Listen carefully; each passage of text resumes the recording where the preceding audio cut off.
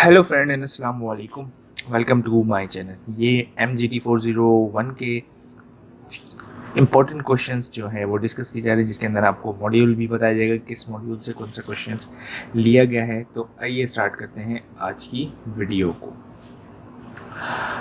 One question was about to write the section that apply the share including at premium discount at capital. ये module number 2 question से आए हैं और इसके अंदर जो है वो आपको बताना है कि जो शेयर इशू होते हैं प्रीमियम पे या फिर डिस्काउंट पे और कैपिटल वगैरह के बारे में बताना है। इसी तरीके से व्हाट इज़ रेवेन्यू, रेवेन्यू क्या है, मतलब आप रेवेन्यू को इसके अंदर एक्सप्लेन करेंगे कि रेवेन्यू क्या है। इसी तरीके से मॉड्यूल 2 से लिया गया है शेयर कैपिटल। शेयर कैपिटल क्या है? वो शेयर जो कंपनी के अंदर ऑनर्स लगाते हैं वो है शेयर कैपिटल। कंटीजेंट लायबिलिटी वो होती है जिसके अंदर कंडीशन कोई रखी जाती है। तो मॉड्यूल 4 से लिया गया है, जैसे कि मिसाल दे दिया है, ये काम हो गया तो मैं इतनी पेमेंट कर दूंगा, तो ये कंडीशन है। काम नहीं हुआ, नहीं पेमेंट करेंगे, काम हो गया पेमेंट कर देंगे।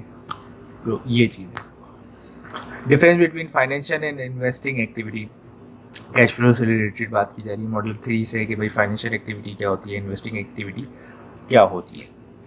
मॉड्यूल 15 से लिया गया है what do you know about the income statement, यानी इनकम स्टेटमेंट के बारे में आप क्या जानते हैं कि क्या क्या चीज़ें उसके अंदर आती है। जैसे कि सेल्स होती है, कॉस्ट ऑफ सेल्स होती है, एडमिनिस्ट्रेटिव एक्सपेंस है, ऑपरेटिंग एक्सपेंस है, इंटरेस्ट एक्सपेंस है, इंटरेस्ट इनकम है, अदर चीज़ें, बहुत सारी चीज़ें आती हैं। तो वो है। मॉड्यूल 2 से क्या लिया है? Going concern. गोइंग कंसर्न वही कंपनी होती है जो 12 महीने तक टिकेगी, अगले 12 महीने। जैसे आज दिसंबर 31 दिसंबर है और आज आपकी बुक जो है वो क्लोज हो रही है, तो वो कंपनी जो है 2000 अप टू 2013 टू 23 चल रहा है, तो अब अगले साल का देखा जाएगा तो 31 दिसंबर 2024 तक ये कंपनी सर्वाइव कर पाएगी, यानी कि 12 महीने सर्वाइव कर पाएगी। तो गोइंग कंसर्न उसे कहते हैं। ये मॉड्यूल 2 से लिया गया है। मॉड्यूल 4 से लिया गया है प्रोविजन फॉर वारंटीज़। अब कोई कंपनीज जो है वो वारंटीज़ देती है, जैसे अगर आप टीवी खरीदें, फ्रिज खरीदें, जैसे आजकल फ्रिज की कंपनी जो है वो 12-12 साल तक की वारंटीज़ देंगी, तो प्रोविज़न हम किस तरह बनाएंगे? तो उसके अंदर जैसे कि भाई 10% जो है वो हमारे जो फ्रिज हैं वो बहुत जल्दी ख़राब हो जाते हैं, तो 10% प्रोविज़न जो है वो आपने बना दिया, 5% हो जाते हैं। डिफरेंट तरीका हो सकता है, कोई भी हो सकता है। ये मॉड्यूल 4 से लिया गया है। इसी तरीके से मॉड्यूल 3 से जो लिया गया है वो कैश फ्लो स्टेटमेंट है। कैश फ्लो स्टेटमेंट के अंदर बताना है investing activity, operating activity, financial activity, ये सारी चीज़ें जो होती है उसके अंदर आपको बताना है। अब फाइनेंशियल एसेट्स क्या होता है? ऐसी बात है, फाइनेंशियल एसेट्स वो एसेट्स जिसके अंदर फाइनेंस यानी मतलब इन्वॉल्व हो, और ऐसी बात है। ये मॉड्यूल 6 से आपको लिया गया है। और फिर क्या है कि difference between contingent liability and provision, यानी कंटीजेंट लायबिलिटी क्या होती है और प्रोविजंस क्या होते हैं, तो वो आपको बताना है। मॉड्यूल 5 से लिया गया है। अब जर्नल एंट्रीज, यानी कि मतलब जो आप एंट्रीज पास करते हैं वो आपको इसमें एक्सप्लेन करनी है। जर्नल एंट्रीज मॉड्यूल 2 से लिया गया है, यानी कि दूसरे मॉड्यूल से ये लिया गया है। इसी तरीके से क्लासिफाई करना है activity in operating, investing and finance activity के अंदर, मतलब या क्या क्या चीज़ें क्लासीफाई, क्या क्या चीज़ें आती है इसके अंदर। और ये कैश फ्लो का पार्ट है, मॉड्यूल 3 से लिया गया है इस क्वेश्चन को। कॉस्ट ऑफ गुड्स सोल्ड बतानी है, ये भी मॉड्यूल 3 से ही लिया गया है। करंट लायबिलिटी बतानी है, ये मॉड्यूल 2 से लिया गया है कि करंट लायबिलिटी क्या होती है। जैसे मिसाल दे, रेंट है वो आपकी करंट लायबिलिटी है, बिजली का बिल आ गया आपका, वो करंट लायबिलिटी है, और भी बहुत सारी करंट लायबिलिटीज़ हो सकती हैं। ये मैंने मिसाल दी।